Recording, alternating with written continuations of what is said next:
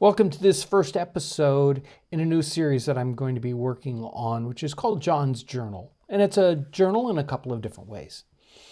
In one way, it's my personal journal as I study particular books in the 18th century.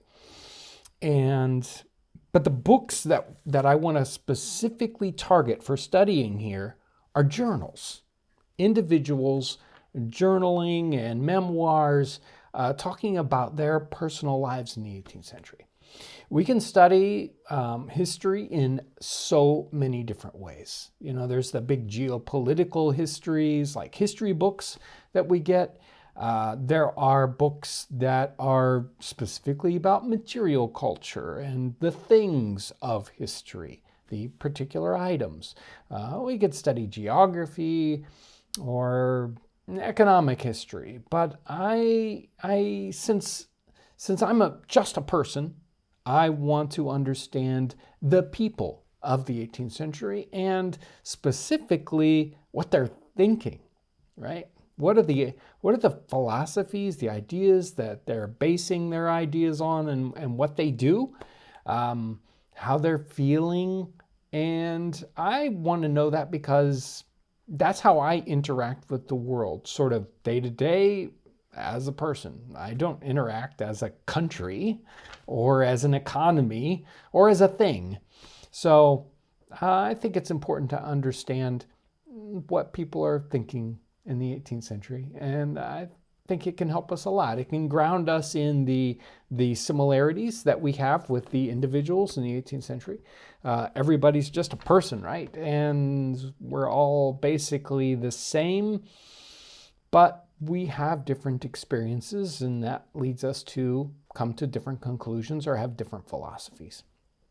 So we'll be looking at the similarities and differences between us and people in the 18th century. And also we can connect the dots between different journals. So we've got literally dozens, if not a lot more than that, books and journals, memoirs that we can dig into to understand the thoughts of people in the 18th century.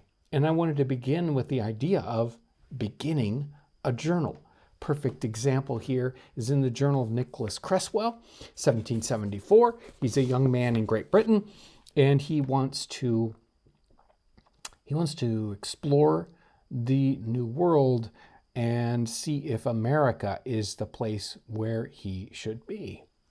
And his journal begins on the family estate in Great Britain here, and this is part of the beginning, March 1st, 1774.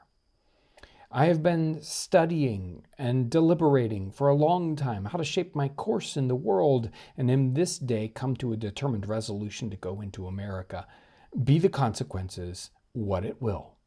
I am certain to meet with every possible obstruction from my parents and friends, but I am resolved to brave them all and follow my own inclination for once.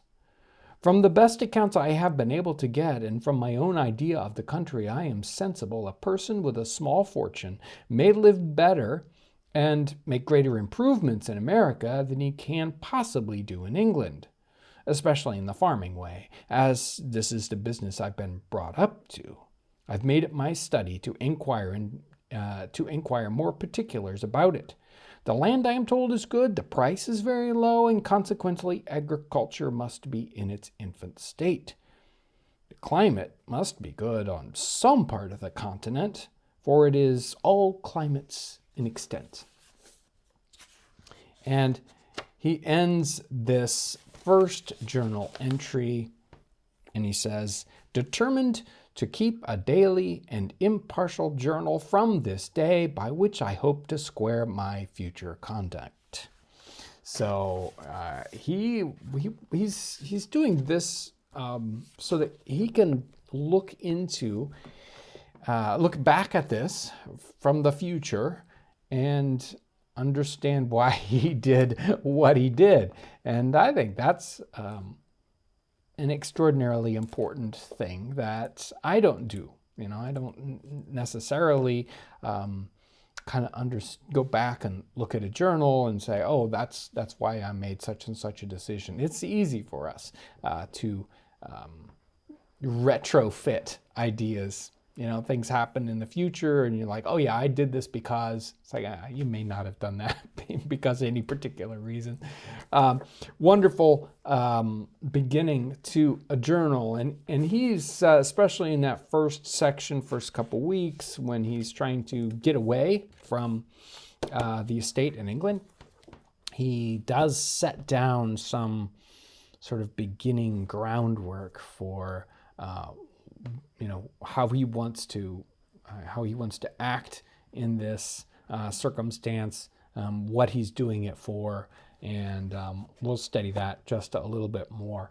And some of these other journals are really helpful in that same vein. If we want another idea about starting a journal or the reason why, we can look at the beginning of the autobiography of Benjamin Franklin, which I'm sure I'll touch on in the next couple of days, where he starts his autobiography, and he's doing it to pass on his early life experiences as a help to his son and people in the future. Later on, he decides, wait, this is more important than just for one person. This would be useful for everyone. So that's why we're here today, isn't it? We're digging into these journals to help us out in the future, and that's why I'm digging into them here. So hope you've enjoyed this episode today. Thank you for watching. Make sure to watch out for the next episode of John's Journal. Thanks, and have a great day.